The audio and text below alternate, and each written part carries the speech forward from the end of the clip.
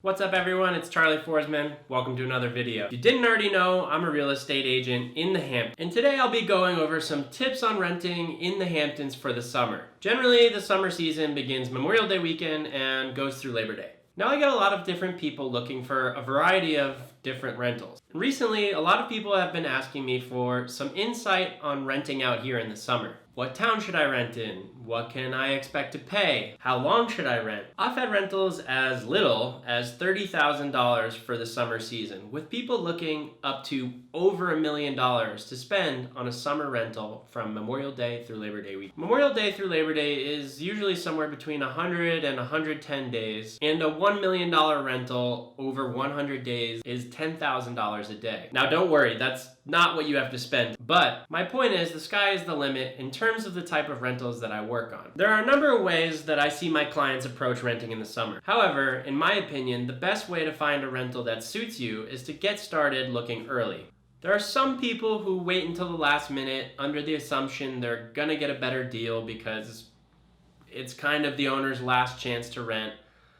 And that might work, but rarely. This is almost always stressful for me, as I'm sure it is for the people I'm working with as well. And in the end, people usually settle for something that might not have been exactly what they were looking for, and not always at a discounted or reduced price at all anyway. Worst case, there's nothing at all that suits them, and they get stuck in the city with 100+ degree weather. I'm only kidding, but we do get a lot of our clients from New York City, as well as all over the place, but you can imagine not getting the rental that you are necessarily looking for. It's not the end of the world. Owners usually make plans around November or December to rent for the following year. So my clients who start looking around January or February usually have a lot of options to choose from in a price range they're comfortable with. Especially if they're looking for the full summer, Memorial Day through Labor Day, they're gonna have an easier time sealing the deal on a house that they really love. However, for periods of time under 1 month, it can be a little bit difficult to secure a rental early on, because the priority for most owners is to get their homes rented for the whole summer, and it's usually a lot easier if they rent to just one person. And then month by month, and then week by week,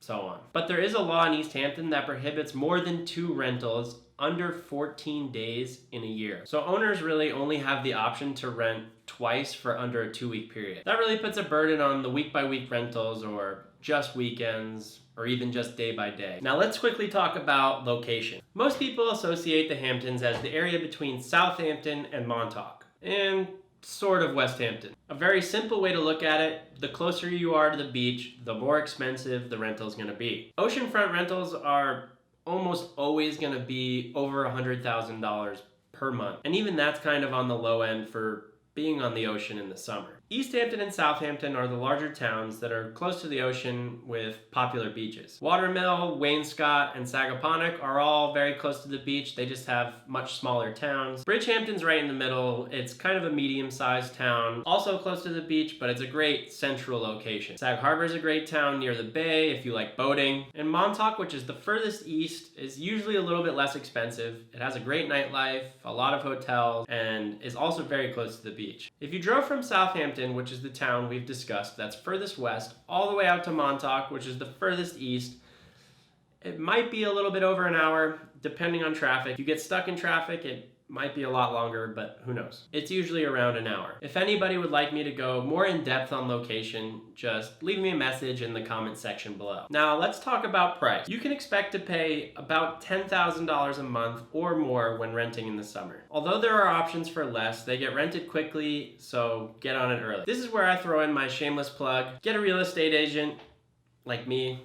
We will make everything a lot easier and help guide you through finding the best rental. And I'll tell you why. A, we know the areas very well. B, rental websites like Zillow tend to average out the entire Memorial Day through Labor Day price over each month. This is misleading because June is usually less expensive than July, which is usually less expensive than August. There are a lot of benefits that come along when looking for a summer rental with an agent, and at no extra cost, so why not? In the Hamptons, the owner/landlord always pays the commission, so no worries. As always, shoot me a like down below.